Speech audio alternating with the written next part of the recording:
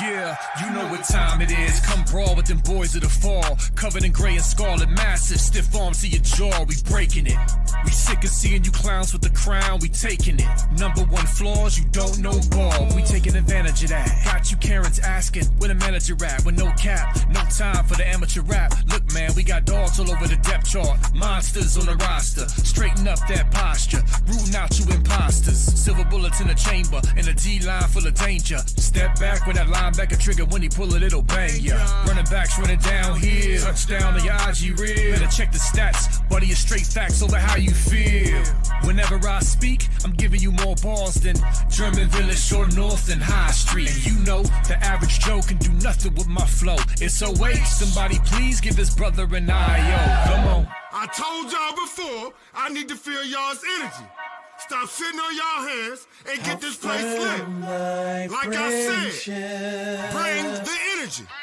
Yeah, you know what time it is. I'm raw with them boys of the fall. You know what time it is. On the ground with a nose for the ball. You know what time it is. Blood, sweat, and them tears for this game. Leaving it all out on the field with no fear for you lame. You know what time it is. I'm brawl with them boys of the fall. You know what time it is. On the ground with a nose for the ball. You know what time it is. Blood, sweat, and them tears for this game. Leaving it all out on the field with no fear for you lame. Buckeyes by a billion. We in the building with over 100,000. We represent from the...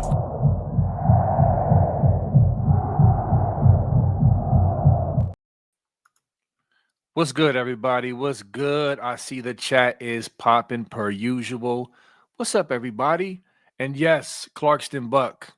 Listen, it's a pleasure that we can do this every Sunday. Thank you all for showing up here early and ready to go every Sunday, man. Like, we don't take that for granted. That's super dope. Stilly Matt, what's up, brother? Another brother who's always here. Lunatic Fringe, what up, what up, what up? Robert Howard, I see you've been in here more lately.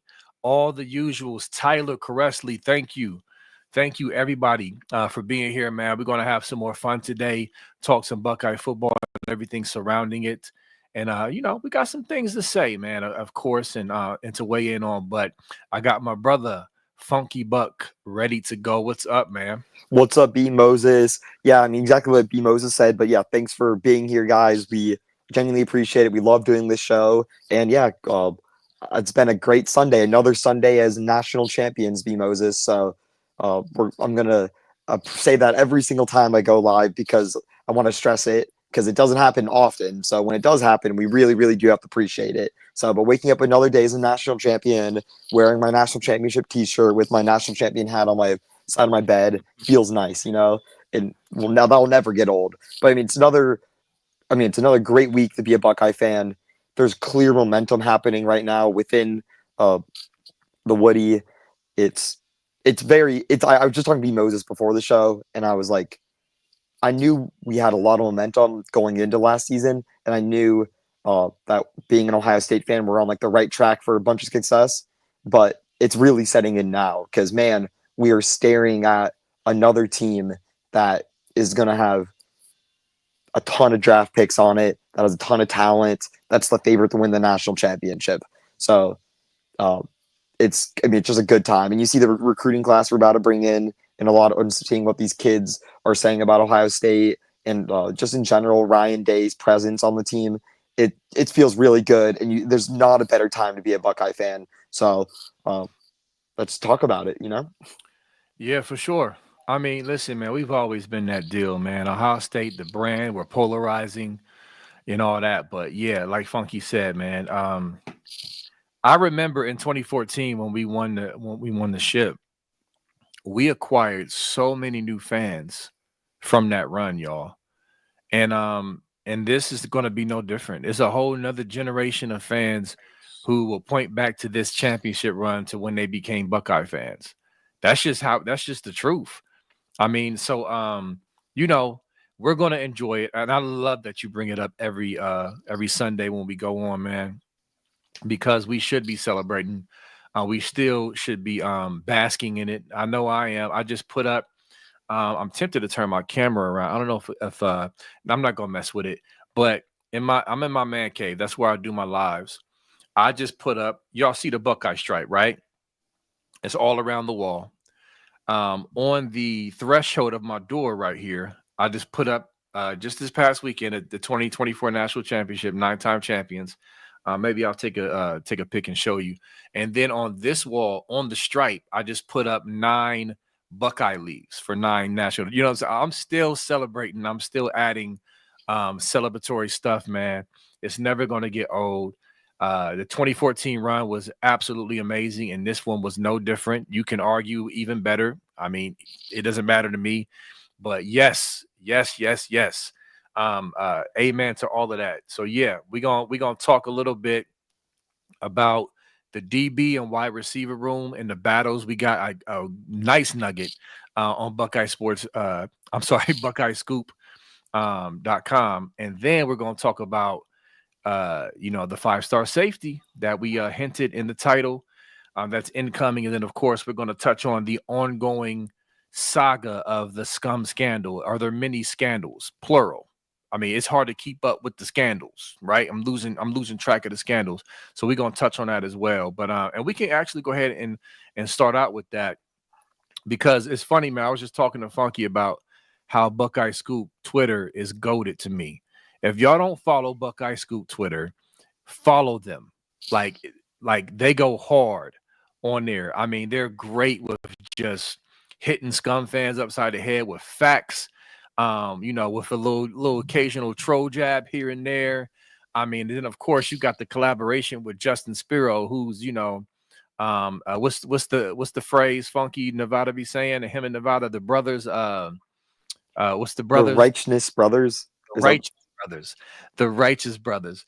Yeah, man. Listen, just follow Buckeye Scoop Twitter, man, because, and I don't know what y'all think about this in the chat, because to me, I'm on all platforms, and I think the troll levels and the idiocy levels are different on each platform. So, in my opinion, I think Facebook is bad, but YouTube comments are really bad.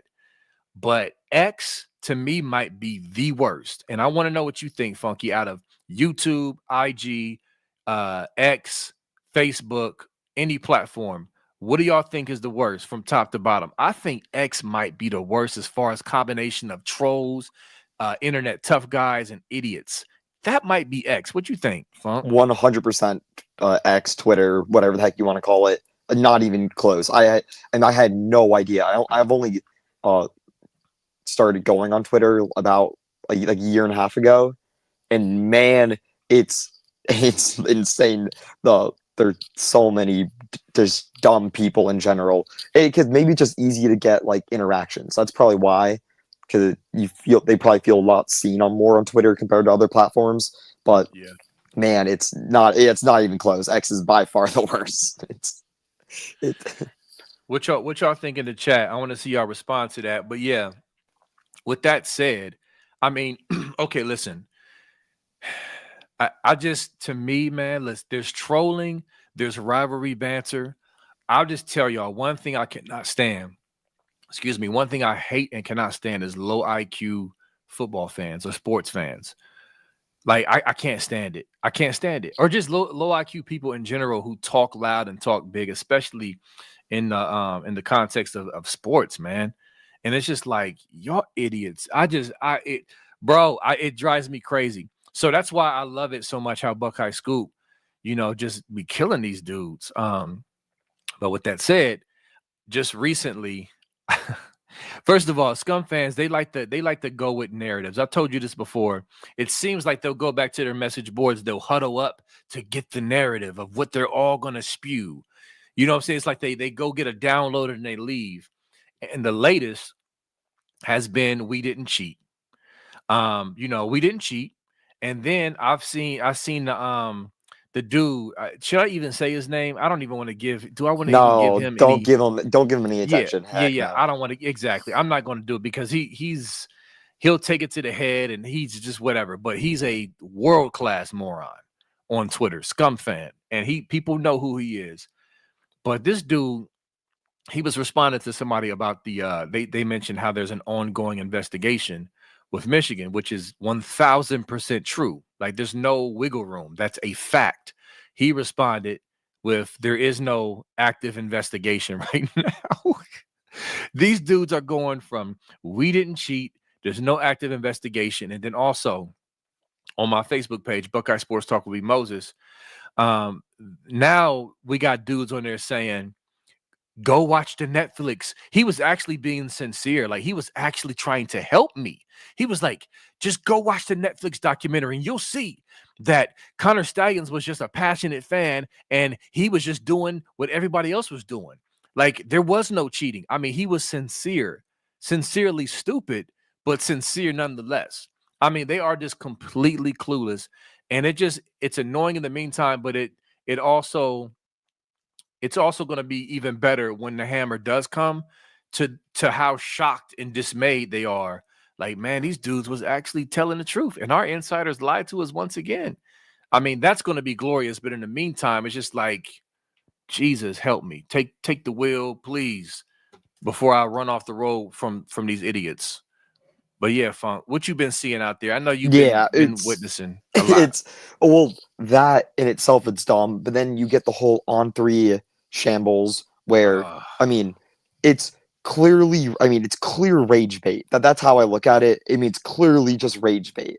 They do this in these interviews because they know it'll get a lot of clicks, and they know that I mean, no matter what they don't care. Like they'll talk to whoever. Talk. I mean, in an interview with Connor Stallions, like they'll do whatever it takes to be buddy buddy with him because they know that a lot of Michigan fans will watch, a lot of Ohio State fans will watch it, and those are two of the biggest brands in football.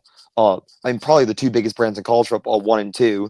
So, um, and pissing off Ohio State fans is a really good way to get a lot of interactions, you know. So they'll say whatever because they don't care. They have no like shoe in the fight, you know. Like what do they gain by calling for the hammer, you know? What so they're just trying to be like, oh, we're not saying anything, but we don't know if there's gonna be a hammer or not. We're just gonna interview them and do whatever the heck. But the interview was a total sham, and it was clearly you just know how unserious the interview is when you have someone like JD who's like encouraging Stallions to like coach, and he's like, oh yeah, you could be the coach at Michigan soon. Like any real interviewer, like if you had Joe Rogan interview Connor Stallions, and Connor Stallions brought up how he wants to be Michigan's head coach in 30 years, Joe Rogan would straight up be like, well, that's not gonna happen. Like that you're an idiot, if I can say that. You're just that never happened. They'll never hire you. You're blacklisted, not because you cheated for a reason. You cheated. That's why you're blacklisted. You're not blacklisted for any other reason. You blacklisted because you're cheated and you are never going to be able to coach again in the NCAA for, yeah. And it's not because of you're passionate or because how smart you are. It's because you're a cheater and you're a liar. You're a diabolical liar, which was shown in the documentary, by the way. So it's just, but when you have an interviewer who's just like encouraging that and just being like a yes man for Connor Stallions, you clearly can see it's just clear either JD's genuinely has an IQ of 3, or he's just being a yes man because he knows that he wants to be friends with Connor Stallions because whatever. It's like you don't want to create enemies, and it's good rage bait for Ohio State fans, and they'll get interactions. You know, you get what I'm saying, B Moses? Absolutely, I do. Come here, BJ. So I want to respond to that, but real quick, my son is down here poking around. I'll keep telling him I'm live on camera right now. Go away. But since he won't, say hi, BJ. Hi, I'll see you never said that. All right, go. I gotta finish the show. So my son, he's 9 years old. But anyway, so listen, everything you said is accurate. You said either he has an IQ of 3. I mean, I'm tempted to say he does, but I don't think that's the case. I'm going to be fair. Listen, let me tell y'all something.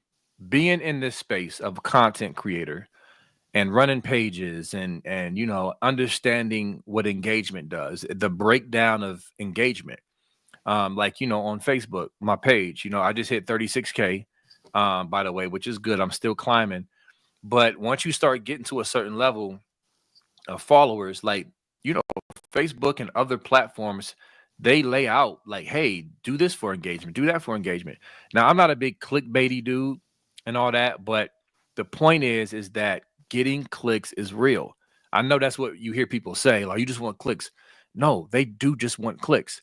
JD Pickle, I think it's pronounced Pickle, but I want to call him Pickle. He is literally hired to just grift fan bases, like the largest fan bases.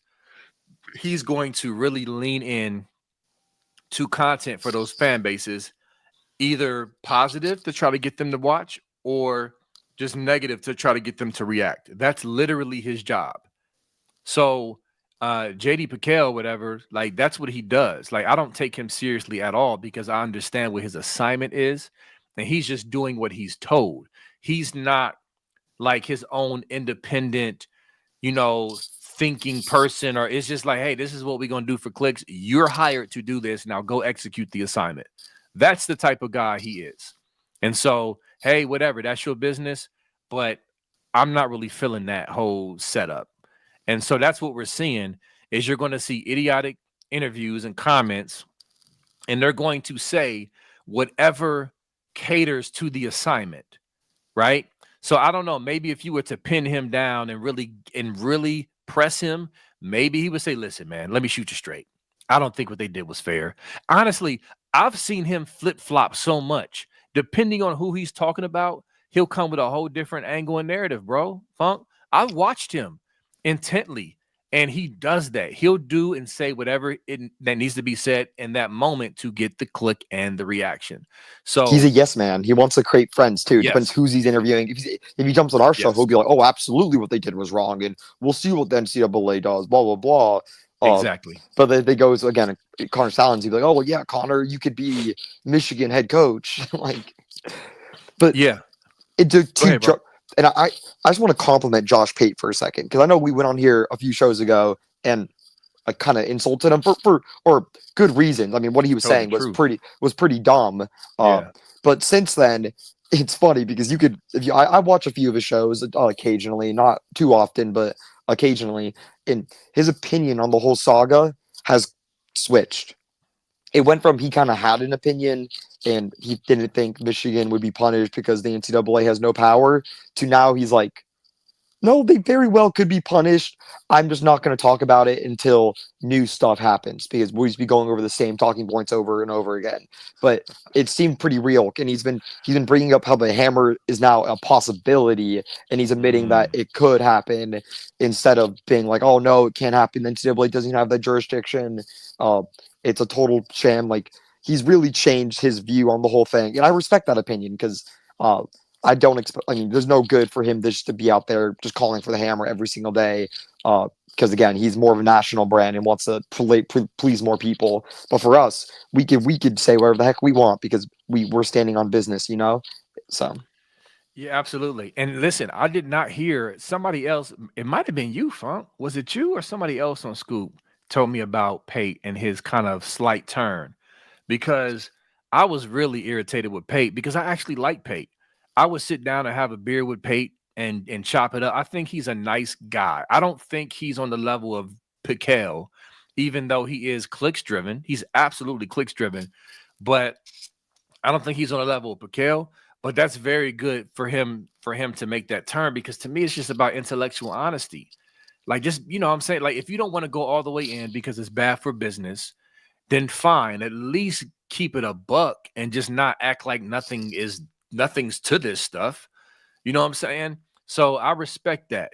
Cool. You ain't got to do a hammer show every week as a national, guy. We're the Ohio State. I mean, we're Ohio State driven. This is our base. And not only that, we've been the leaders. We, meaning Buckeye Scoop, have been the leaders in this from the beginning. Shout out to 11 Warriors as well, Spiro, all that, Righteous Brothers. But I'm saying we are going to lead the charge. And so I totally respect that. So as long as when it do drop, he come back with some heat, then he'll have my full respect. You know what I'm saying? So but with that said, let's talk about this third NOA incoming. What's your thoughts or what do you got on that, bro? I'll let you lead the charge on that because I know we both been hearing some stuff. Yeah, I mean, as Nevada has reported, as Premier Drum has reported on 11 Warriors, there's a third NOI, which is not technically not an NOA because NOI is just the notice of what in investigation or something, but it's the Yeah, original yeah, thing. It's what Michigan got in whatever October 2023, instead of what they got, a year later. The NOA was happening summer, so the NOI should be coming. I mean, they said before the next spring portal, uh, and that's on the Matt Weiss stuff. So that could be on a bunch of different things. That can just straight up be on Michigan's lack of control, lack of moderating what he's doing with his devices in what are Schembechler's Hall. Uh, it could also be about the practice footage that Michigan has allegedly gotten from Ohio State and Penn State. Uh, and it could be on Title IX it stuff. could be on Title IX stuff. It could be on him gambling daily fantasy stuff. It could be, it could be a bunch of stuff. Because let's say their coach was caught gambling on games dated back to 2020, 2021. I mean, doesn't that make him an ineligible coach and that automatically discredits any games that he coached for Michigan? Just interesting stuff to hear about. I mean, uh, just stuff to look out for with that investigation because it could be on a bunch of different stuff, and it'll be very interesting to see uh, what happens out of that and when they get that done. Because this would be the third investigation of the third full-on investigation of Michigan since 2021, which is absolutely absurd. And that I mean, third major one, not third self-reported level 4s and 5s, third major NCAA Crazy. investigation that's never ever happened for any college ever, besides maybe like Liberty and HPU now with their academics stuff. Whatever, off topic, but yeah. It doesn't matter. None of this matters compared to tattoos, bro. Oh, Tattoos is the worst thing ever in life.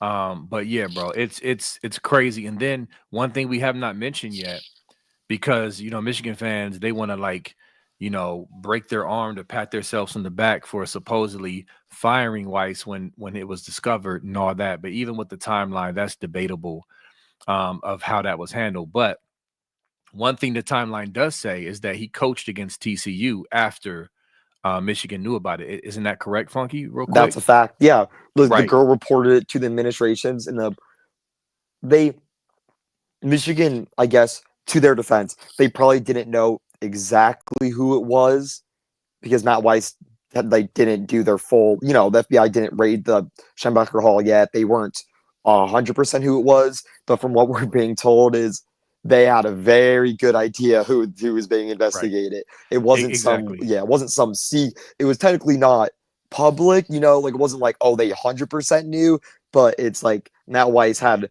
the blood all over his hands and you're looking at him, you're like, what did you just do, buddy? But they're like, Right. let's keep this under control for a few more days. Let's try to, because I mean, realistically, uh, if we're being real, Michigan was very close to winning a national title that year. If Ohio State beats Georgia, makes a field goal, Michigan takes care of business versus TCU, which they should have done. I mean, they are right there to win a national title in 2022. Uh, so they, so they'll, if it hasn't been shown before, they're willing to do literally anything it takes to win a national title, including Clearly. covering up for a pedophile. So, or is that no? I guess you can call them a perverts, covering up for a Well, pervert. they So, covered up for Alex Yost, so you're technically right because he's a yeah, pedophile. But go ahead.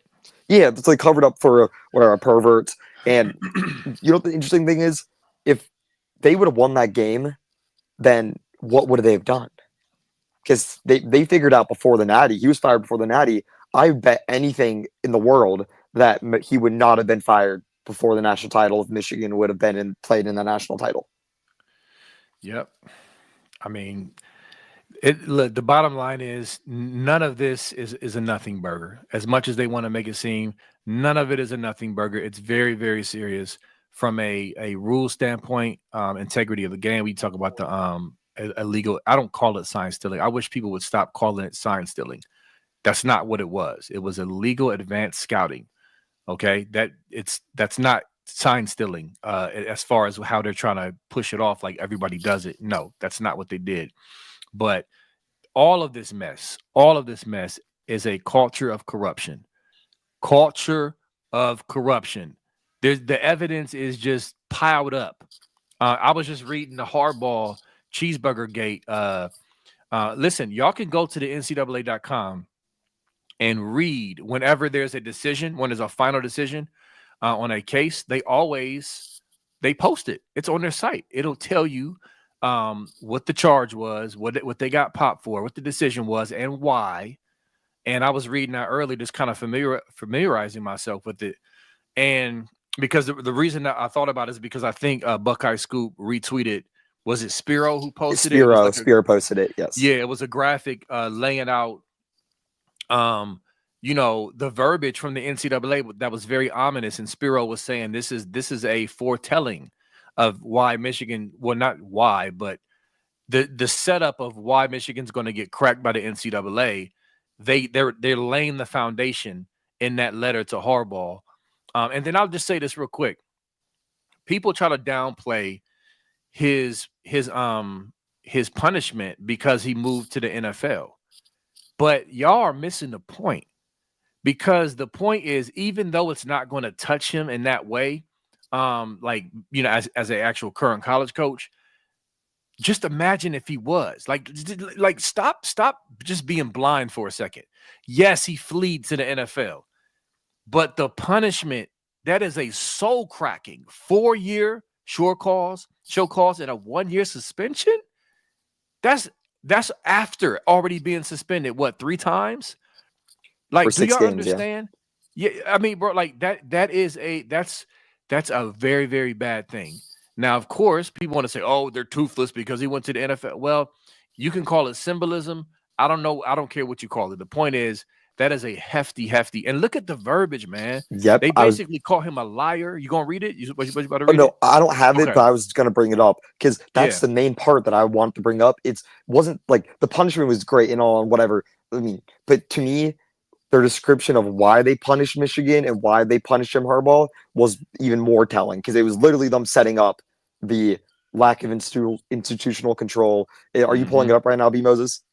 I'm looking for it. I thought I had it. Matter of fact, I'm gonna go to Twitter. I'm gonna go. It's on Spiro's Twitter for sure. Yeah, I'm gonna go to that godforsaken cesspool Twitter right now. Go ahead. But the verbiage they use that's the main thing I would look at. Okay, it's very clear what they're doing. They're setting up Michigan to get slammed for this because they're using the exact same stuff that we've been telling you even before the cheeseburger gate punishment happened. Talking about how the college is responsible for their coach's actions and the head coach is responsible for everyone's actions. And then they brought up the other staff member that was told that they need to push the line or cross the line, and pretty much told Jim Harbaugh told the staffer to cheat.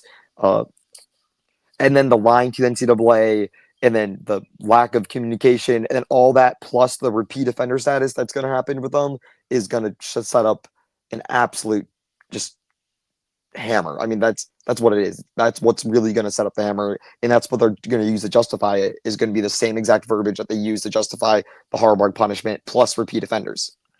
Yep, perfect timing. I just scrolled it up. Absolutely. Well articulated, by the way. Don't make sure y'all heard what this man just said.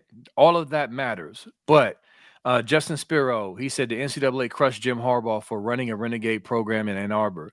The quote-unquote cheeseburger gate decision foretells doom for Michigan in the days ahead. Hammer emoji. And then the graphic says, Harbaugh, this is the NCAA's words. This is not Spiro's words. It's not Buckeye Scoop's words. And the funny thing is, before I read this, in the comments, you actually there's somebody said, you're a liar. And the responses was like, huh? Like, this is the NCAA. People was posting a link and everything. Like, go and read it for yourself. This is how delusional they are. It said, this is from the NCAA site. Harbaugh's knowing and direct involvement in violations demonstrates he did not promote an atmosphere of compliance. When a head coach is comfortable breaking clear and well-known rules, it is difficult to expect staff to behave differently. In failing to adhere to the rules himself, Harbaugh signaled to his staff that compliance was not a priority. Come on now. You can't get no more convicting than that. And again, like, this is just Harbaugh. So do y'all think he's going to be left off the hook with the advanced scouting stallion stuff? No, it's all coming. It's all going to be, hand in glove. And so I'll say one other thing to your point, Ray Ebersol. Very frustrating, about the NCAA and how long they take. Listen, I agree with you. It's frustrating. However, this is how long they take. This is something I do want to remind people of. Go look at history. This is how long they take. Couple years, 3 years, sometimes longer, sometimes shorter, but it takes time, especially when you have all this mess you have to sift through. And then on top of that, I think Michigan really wants to nail this and get this right. So they're not going to cut corners. They're not going to even be tempted to not, like, even Michigan asked for an extension. They granted them their extension. The NCAA probably thinking like, man, listen, you can extend all you want, but we got you dead to rights. But according to the process and the bylaws, they got to, they should do that. So anyway, I know it's taking long, but that's the process. But Indy, you got anything on that, Funk? Well, I mean, exactly. It's people are like they use as a coping mechanism that the hammer's not coming because it hasn't yet, and Right, that's which is just. a dumb. And they post that meme. It's like, oh, when's the hammer gonna fall? And it's like, whatever, like go to bed, whatever. And it's just like, no, I mean, no one's claiming that the hammer's falling today or tomorrow. It's a process. The hammer's falling once the process ends. So all this talk is about talking about the process and the next steps in the process. Uh, and we can project the timeline, but if we know anything about the NCAA, it's hard to project anything because they don't really tell you much. The timeline's not like very direct. It's again, there's extensions. There's a lot of other stuff that can happen that it's just really, really hard to predict unless you are like part of the investigation. So all we can say is that Ward Manuel is quoted on saying it should be over by July. So that's when I think it'll be over by. It's July, which is coming up now. What's the last day of March? So it's April. So 3 more months until then is, and hopefully we get some NCAA dashboard update before then, and then hopefully the other NOI coming up very shortly. And we won't stop talking about it because there's keep happening. The stuff keeps happening, so we're gonna keep talking about it every single time something happens. Because again, that's we're reporting on it, so that's what we're gonna do until it's over. We're treating this like the huge story that it is. Just because the national media isn't consistently covering this as the huge story it is, doesn't mean it's not a huge story. It's a huge story. And now it's become an even bigger story with the white stuff, even though it's not the same thing, but it's all connected to me. Culture of corruption. Real quick, shout out to Dev, Mello, Sean Schrock, the Buckeye boys. I got to get back on with y'all. It's been too long. My schedule's been a little more challenging lately, but I got to hop back on with y'all soon. But they're gonna have Spiro on Tuesday, so make sure y'all tune in. We had him on here first. We started a trend. Now he hopping on all the Scoop affiliated podcasts, but no, Spiro's dope, fun guy. So make sure you tune in. And then of course they're going live tonight at 8:45 after Kirk in Nevada. And so when you do go on there, subscribe and like and all that good stuff. 8:45 tonight. But not sure if you got anything else on this. We got time. We can do it if you want, but we can also transition unless you got more to say or we forgot something. The one thing that I don't think I think I brought up to you pre-show was I've been talking to a good amount of recruits. Been talking to a good amount of parents, coaches, 7-on-7 coaches, and the Stallion stuff kind of made recruits hesitant of going to Michigan a little bit. But the biggest thing that's making recruits really not want to go to Michigan is this Weiss stuff. Because that stuff it could be completely unfootball related. I'm not even going to bring up anything to do with football in this sense, but just the fact that Michigan enabled a pervert for that long in their staff and he hacked into thousands and thousands of student athlete stuff is scaring the living crap out of these parents, these kids, and all these stuff. And because they're going to get sued for millions and hundreds of millions of dollars for that alone. And I'm not even talking about football. That's just pure horribleness and just scary stuff happening in Michigan right now. And the fact that they got raided by the FBI that's parents have directly brought that up to me. and talking about how they don't want to be a part of that. Like, why would they be a part of that there? Like, clearly there's some shady crap happening. Like, no matter how you look at it, there's when stuff keeps repeating, it's just not a good sign. So this white stuff is more than important when it comes to especially recruiting in Michigan. And I would be very, very surprised if they had a good recruiting class in 2026, because right now it's looking very, very bleak. And it's because kids don't want to go. Like, why would you go there? Like, you don't want to ruin your representation going there, because now they literally have a national rep of being a place that enables perverts and pedophiles. It's like Penn State, pretty much, like the rep they had in what was that 20 some. I'm forgetting the year. I'm not even going to try to guess, but Yeah, and just wait till everything is actually fully revealed. mhm. And the only reason why this white stuff hasn't been more talked about is because it's been bubbling behind the scenes. The FBI finally released their, their indictment. Like, they finally are done with their investigation, at least to the point where they were saying, "Hey, we're officially indicting this clown." But like I said, Scoop was all over this over a year ago when it first, Mhm. happened. But now that it's coming out, you got all the big time New York Times, Yahoo, ESPN, all jumping all over it. And it's going to get worse. And like you said, it's probably, I think Nevada said he thinks it's going to be billion with the B payout, right? Which Could is be. crazy. And also, I got to add one more thing. Let's not forget what the Michigan Beats take was when this first started. Their take was, "Don't worry, guys. This investigation, we don't know really what it's about, Not but it's federal. not federal. It's not federal." So let's not forget their opinion on it. They said it wasn't federal, and it ended up being what do they call it? The largest data breach in the United States of Yes. America by a United States of America company. So Yeah, bro. so it was And that federal. was Josh Hinchke, right? Didn't he? I What? No clue, don't care, Yeah, it was but it Hinchke. was some Michigan beat guy, and that was the popular take, not just by him, by a bunch of Michigan sources. Yeah. So and why did they report that the FBI raided Schemblacher Hall? Do you think that was some big secret that the FBI raided the tight ends room and the quarterbacks room and the wide receivers room, the offensive rooms? Do you think that was one big coincidence? Like, do you think no one knew about that? You think all these beat writers had no idea? Like, that couldn't possibly have happened. They knew that and they sat on it, or they don't know anything. So there's no good way around that. Um, but they're absolute frauds, every single one of them. And sorry, one last thing. Oh, go ahead. The Take your popular, time. I got this message sent to me this morning. It was basically a screenshot uh, from way back in the day, or I think this is October 2023, when the investigation just started. Chris Bayless put on his board officially. He said, uh, a member of the Big Ten has told a member of he called it AD, I assume that means athletic department, that they're calling this the biggest scandal in Big Ten sports history. Mm.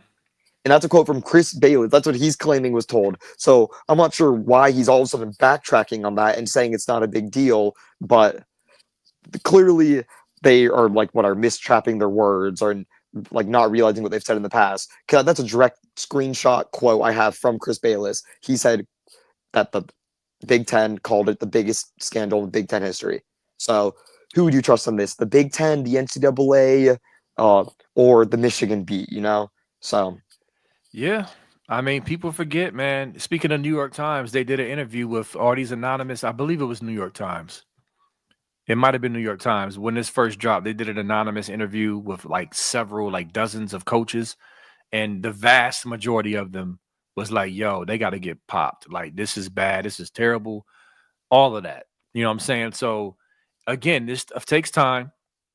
But once this actually comes out and everything is laid out, you best believe these coaches, especially in the Big Ten, because remember, the Big Ten coaches, remember the phone call with the Big Ten coaches when this came out and how pissed they were, and they told Tony Petita, you better do something. Like, people just forget this stuff. It's like out of sight, out of mind.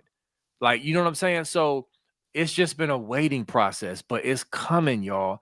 And these idiotic scum fans, to your point, Craig, listen, I don't know why. If there's anything death penalty worthy, I don't know if you see that on the screen, Funky. I feel you, Craig. If there's anything death penalty worthy, it's what all of this. that Michigan is doing. Just overall, like the lack of institutional control is not enough. That's not a good enough description for what their culture and their program has been over the last few years. And so, yeah, I feel you, bro. I don't know why they took it off the table, but they need to put it back on the table for this one. Yeah, and not to tease or whatever, not hold back stuff, but there's the call that Buckeye Scoop got, Kirk and Nevada have gotten in the last couple of days from you wouldn't even believe if we told you who's calling them. Dean knows Yeah. this knows. It's sorry, we're not trying to keep a secret, but we just kind of have to. But these people are validating what we're reporting. Like we gotta stress that they're Yeah. validating what we're reporting. These very, very, very important people are validating exactly what we're reporting. So they wouldn't be calling. I'll tell you right now, they would not be calling if they didn't like what we're doing.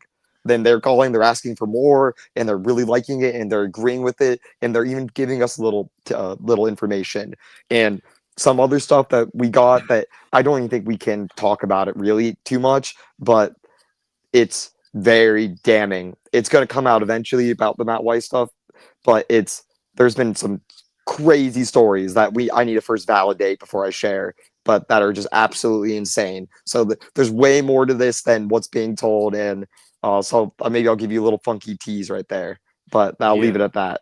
I'll piggyback with 30 seconds, then we'll move on. Listen, Yeah. listen to what this man is saying. I'm lucky enough to be in the loop. But listen, the individuals that's getting with Scoop about this stuff that he mentioned is undisputable as far as who they are, the legitimacy. Like it's just funny to me. I'll just laugh. It's one thing, okay, maybe you don't like the Scoop, maybe you don't like Kirk, maybe you don't like whatever. That's fine. To each his own. But this notion from these clowns on social media that Buckeye Scoop doesn't have sources is mind blowing. It's intellectually dishonest. It's stupid. It's just dumb. And again, the people who are contacting Scoop for information will blow your mind. Do you hear me? And so I'm just saying, y'all can hate if you want, but the ones that's locked in, that's rocking with Scoop, rock with us because it's just only gonna get better. But anyway, we can move on. Yeah, do you want to move on to Caleb Downs 2.0? Yes. Matter of fact, all right, I'll intro. Well, actually, no. You go ahead. You go ahead and intro this one. Yeah, for those on the Buckeye Scoop website, you've already had this one, but the Ohio State feels really, really good on where things stand with them and five-star safety. So I'm really trying to not butcher his name, so I'm really trying to pull it up. Five-star safety Braylon Womack out of Mississippi. Usually, I mean, Ohio State probably doesn't have great success with 5 stars from Mississippi for whatever reasons for what are the clear cheating that they are doing. The Ole Miss and Mississippi State were doing throughout the whole entire 2000s, or for whatever. It's just hard to go down and get great players from the South. But from what we're being told, from what the helping technician reported earlier this week, he's looking really good to become a Buckeye. Like really, really, really good. And just the little tidbits that I've heard is he's not an NIL kid. Obviously NIL is important, but he's more just wanting his fair share. He's not I wouldn't consider him an NIL kid. Like he claims to really not care about it that much, which is good. I mean that's what you want from kids. You want kids to get their fair share of the pie without absolutely breaking the bank to get. He has the Caleb Downs comp. That's why I call him Caleb Downs 2.0. And he's a big, big Buckeye guy. His final three is Texas A&M, Auburn, and Ohio State. At least that's where his three official visits are locked into. And he really cares about the past, like Ohio State players. Like he looked through all the cornerbacks that went to the league, all the safeties that went to the league from Ohio State, and compared it to Texas A&M and compared it to Auburn, and it's not comparable. His sister goes to Auburn, so that's why he's taking a visit there. But I'm told he's he's gonna be a Buckeye. That's what I'm told. I'm told he's gonna be a Buckeye, and I'm told it will probably happen sooner than later because he wants to start wrapping things up right now. But I mean, clearly, he probably wants to. He might want to take his visits first. It's hard to predict when a kid's going to commit, but this is as sure of a thing as you possibly can do. He had a great interview with the Buckeye boys. He has a clear stand-up family. He's a great kid within itself, and his parents and mom are great as well. And they just seem like they're born to be Buckeyes. So that's what it seems like. And the kid wants to be a Buckeye, and he loves Ryan Day. So I I would put in my strong crystal ball prediction for him to become a Buckeye, which would be an absolute monster get for the room. Because I mean, his comp is literally Caleb Downs. Like that's his comp. So we're gonna lose Caleb Downs this year. He'll be a top 5 pick in the draft, and we're gonna get a Caleb Downs right back into the system, and it's gonna be beautiful because he's gonna be an absolute stud. I have absolutely no doubt in my mind. I've been watching his tape all week, kind of getting myself excited because I'm that confident that he'll be a Buckeye, and it's great. And he's a stand-up kid because you don't want kids that are NIL kids. Ohio State doesn't want to get themselves in the mix of NIL kids, and this kid is not an NIL kid. He's from what I've been hearing from people that have talked to him, from coaches, from all around the country. He's very, very no BS. He's very no BS and wants to go play good in college football, go to the NFL, and make a ton of money and be a 20-year starter in the NFL. That's his goals. Yeah, man. Listen, don't sleep on two things. One, don't sleep on the Buckeye boys. They are becoming and are the go-to podcast for interviewing recruits and their families. Okay. Absolutely. I had the pleasure of joining them on an interview with Epi, the young defensive line talent. I believe is he out of Arizona He's out of or California. He went to California? St. John Bosco kid. St. John Bosco. Yeah, I knew it was out west. I had the pleasure of interviewing this young man. Listen, we are attracting, and don't the second thing that don't sleep on is the type of young men and families that we're attracting at Ohio State. We've always done it. I mean, we could point back to great kids, but one thing about this Ryan Day program is that does not get talked about enough is the high character young men that we are attracting. And you just think about it. We're coming into the season with the number one defensive player in the country. People can debate that, but to me, it's not debatable. Caleb Downs, number one offensive player in the country, JJ Smith. Both of these young men are no nonsense, high character, just mature as you can get. And as a safety, you see Caleb Downs and the way he handles himself. And I'm sure these recruits hear things, they talk to people, and you see how this program is being run. And listen, you see how our current players and players who are about to go to the NFL talk about Coach Day and how much they love this man. I was just watching the interview with G. Scott Jr., and he was talking about how he was going through the toughest time of his life. And he just talked about how Ryan Day, would just loved on him and wouldn't just let him go off. And I mean, bro, listen, the point is you talk about culture of corruption with scum. We got a culture of character at Ohio State. And Ryan Day, and this is why I'm so happy we have this man, because he's not just a really good coach, but he is a great, excellent leader of men. He's a great example of what it is to lead men. So anyway, I say that all to say, I'm not surprised that we're attracting these young men like this, especially from somewhere like Mississippi. It's hard to pull studs out of the South. We've done it, but it ain't easy. And so for this young man and his family to say, yo, I want that, because they could see, to me, that just speaks volumes. And I'm very proud and happy as a Buckeye fan right now. Absolutely. And I want to stress it again. If you want the most up-to-date Ohio State recruiting news, follow the Buckeye boys because they're interviewing kids on the team. They have a little parents podcast, which is, I mean, an absolute gem. If you want to just learn more and be a smarter fan, listen to that podcast. With oh my God, I'm forgetting Devin Sanchez's dad, Tavian St. Clair's dad, and Riley Pettyjohn's dad. It's an absolute fantastic show. I'm very pretty busy, so it's hard to watch too much stuff. But I make sure I watch those episodes from the start to finish every single time. Uh, they're it's been super knowledgeable, and they're going to be the number one source for Ohio State recruiting information. They just got started, but give them a few months, and I'm telling you, they're going to be the best source for Ohio State recruiting information. They're going to have the goods, and if you want to learn more and be a smarter fan, I would give them a follow and yeah, and watch their videos because it's highly entertaining too. Because the guys they have to bring on interviews are again very smart people, and it's yeah, just very. I cannot say enough compliments about it. My name is B Moses, and I approve that message. Amen. Amen. Yeah. So we listen. We don't fool with clowns, man. We all camp up with just mature, intelligent, insightful individuals, man. So shout out to the Buckeye boys. We just did a nice commercial for y'all. Let's get it. Go subscribe. But anyway, all right. So let's shift. We're almost up on an hour here. So let's talk about this fun little nugget. Hearing about the DBs and wide receivers. And the first the first two on each side of the ball that I thought about that I know is absolute fire in the practice is I know Iggy can talk, but Jermaine Matthews might have Iggy on talking.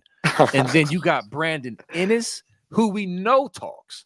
Like, I would love to be a fly on the wall to watch them in practice going at it. Them two boys, two dogs, like fearless. On Buckeye Scoop, recent nugget, giving insight on, how there's been there's been, fights. Obviously, there's fights in every camp, which is great. As long as you keep it, under control, which we do. But the DBs and wide receivers, man, mainly the corners and wide receivers, that right there to me, I love the fire. Like, we pride ourselves on BIA, right? Our guys over the years have been physical, tough, relentless, all that stuff. And so I love the attitude. I know some old school people like, I don't like all the talking. Stop talking. I don't mind the talking. Don't take it too far to the point where it's like, why are you talking and you getting burnt? But I love the talking as well as as long as you're backing it up. And I'm very confident these boys going to back it up on both sides of the ball. I love that dog. What you think, Funk? And absolutely. And what's the best way to get better is going up against guys like that. I would say the best way to get better is going up against the wide receiving room, but also the best way to get better is to go up against those cornerbacks. Because if you look down the list, I mean, Iggy would have been an NFL pick this year. Jermaine Matthews would have been an NFL pick this year, for God's sakes. Then you have Devin Sanchez, who, not to put these expectations on him, but he genuinely is the J.J. Smith, the cornerbacks. You cannot convince me that he's not a top 3 cornerback in that room. And I know he's just a freshman. I know we have a bunch of these guys, but he's going to see the field. It's just a matter of how much, because he's that good of a player. But then on the other side of the field, you do have J.J. Smith, and you do have Carnell Tate, then you do have Brandon Innes, and you do have Mylan Graham, who are all 4 future first-round picks, in my head at least. They're all clear. They would all be wide receiver 1 on like pretty much every single other school in the whole entire country, and that's 4 deep. And that's just the truth. That's the harsh reality. So seeing them go head-to-head in practice and seeing them really compete with each other is just going to make it that much easier. Because as Urban Meyer said, the reason why he thinks we struggled against Oregon was because our players weren't like ready for that speed yet. They played some 3 not so good teams first, and then they jumped right into Oregon, and clearly Denzel Burke had a little bit of a rough time keeping up with Evan Stewart and Tez Johnson. But the second time around, obviously way better. And I really do think Ryan Day learned his lesson on that and is going to let these boys compete probably a little more in practice, then get them a little more prepared, because week 1 you got the Texas game. Yeah. So they don't want to make and we know obviously it's not win or go home and whatever. We can lose that game and still win the Natty, and we could win that game and still not make the playoffs. A bunch of stuff could happen. So again, that game is not like end all be all, but we definitely want to put a little more best foot forward than we usually would for a normal week 1 game. So it should be very, very interesting as spring practice keeps going and we go into summer training and then the fall practices, because I really do think that Ryan Day is going to try to be a little more physical with the boys this year to have them really ready for week one. Because, I mean, Yeah. again, Texas might be the best team in the country. I mean, either they are or we are. So it's Yeah.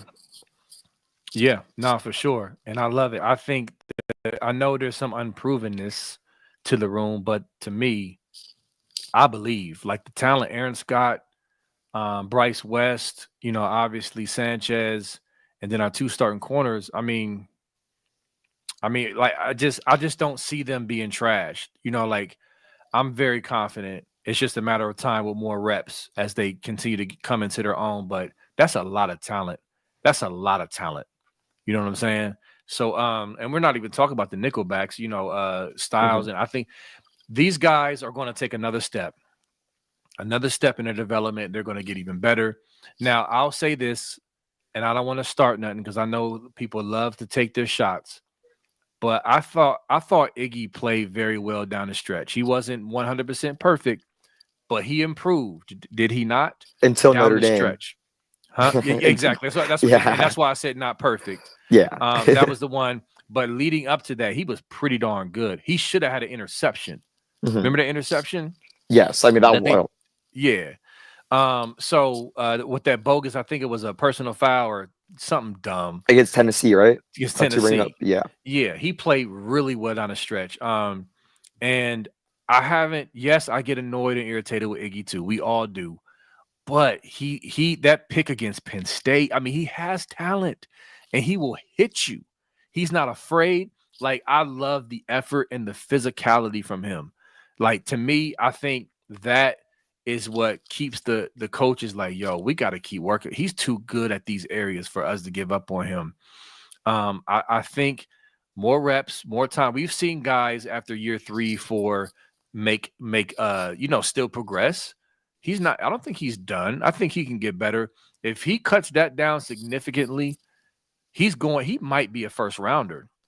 If he If stops, this year, if he stops right? If holding, he'd be a first rounder for sure. exactly, that's what I'm 100%. saying. Yeah. Yeah, exactly. If he cuts that out, he has the physical makeup, the pass breakups, the everything, the side, everything. He has it. The speed.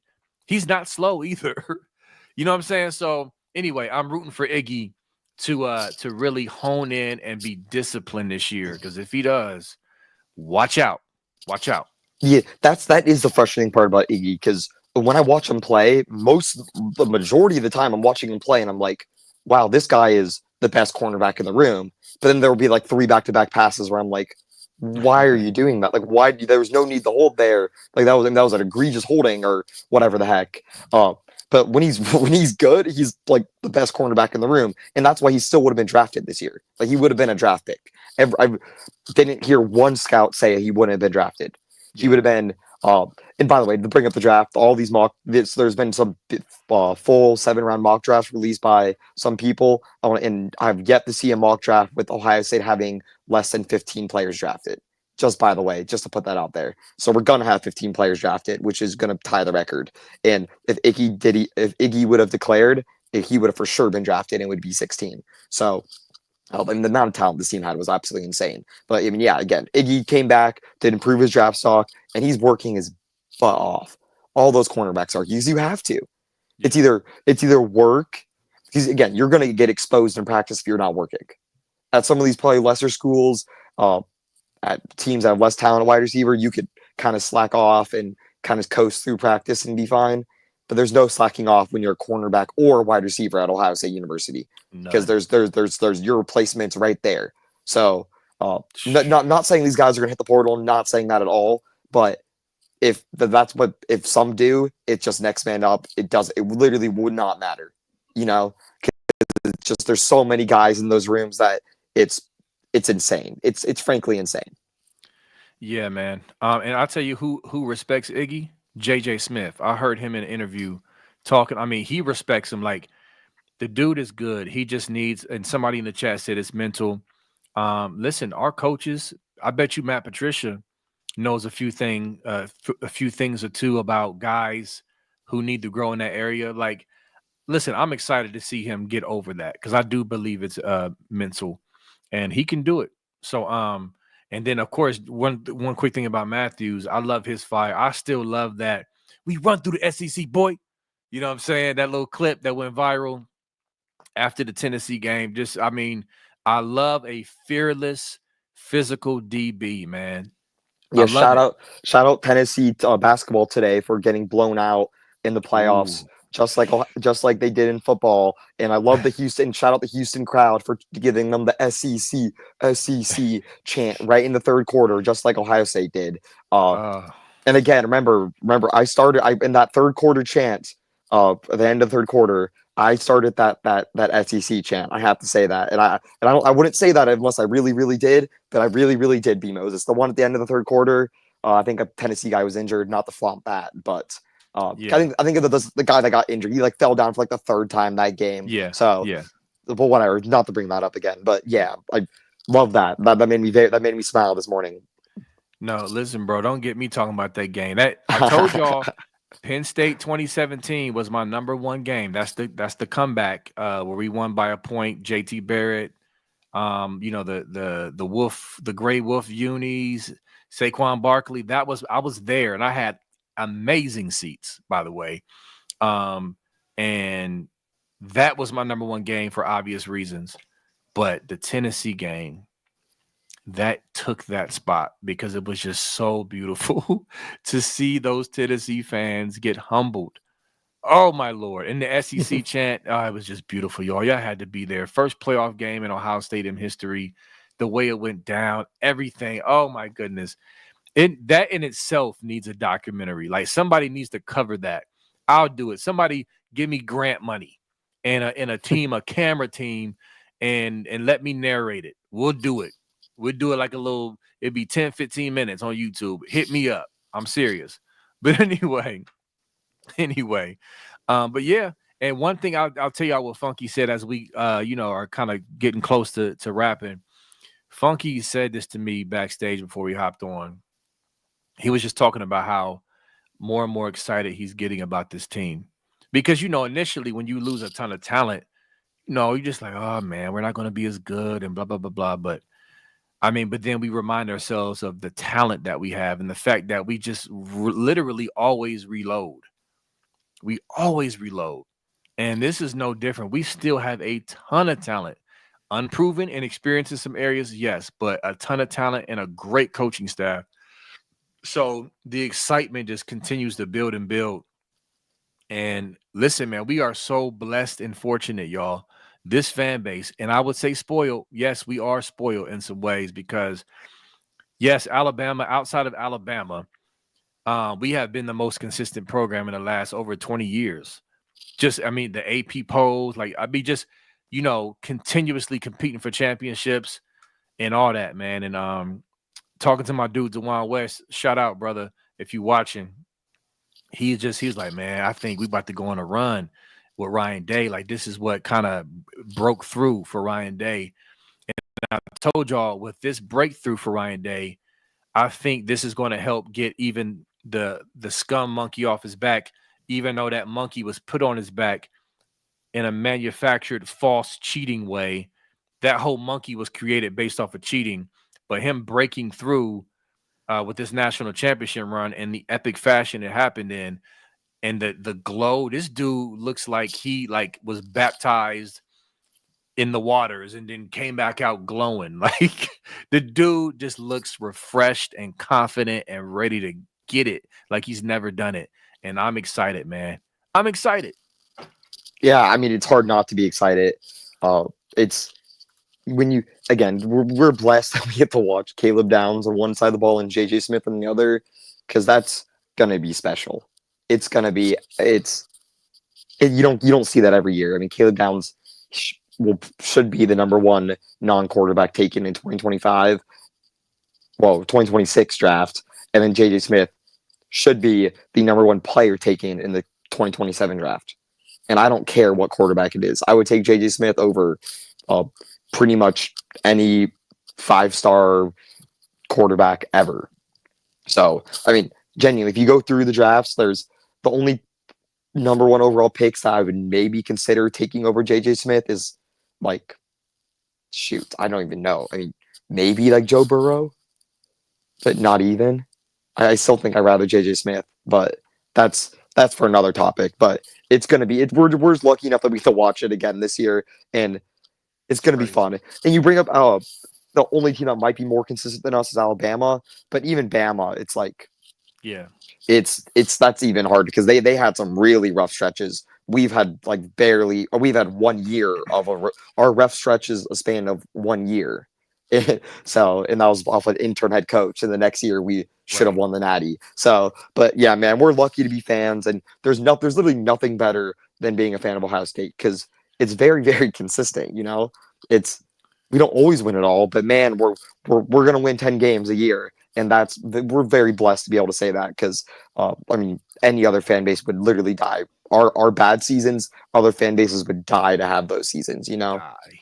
That literally die. Yeah. Yeah, bro. Yeah. And I'm listen, I'm blessed to have been born a Buckeye here in Columbus, Ohio. I love my city. You know what I'm saying? This team. Yeah, bro. I mean, hey. I'm just saying, man. I'm just saying. Real quick, thank you for the 1999, Mickey. Thank you for just the consistency of blessing the show, man. Like greatly appreciate it. Thank you so much. I do again, I will say it for the thousandth time. I do not take it lightly. Because it's not just about 1999. To me, it's just show support. It's support. And we appreciate that. I wanted somebody said something in the chat. I wanted to highlight. And where is it at? Oh yeah. I think it was Lieutenant French ice lunatic French ice cream. Yeah.